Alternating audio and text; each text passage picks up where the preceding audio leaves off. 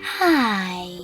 In front of me is Oppo A1 and today I would like to show you how you can switch on or off simple mode.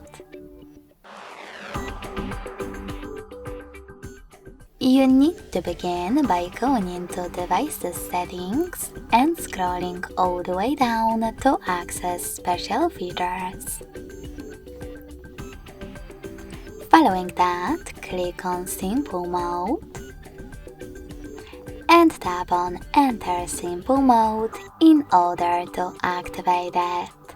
So when I do that, as you can see, Easy Mode is on.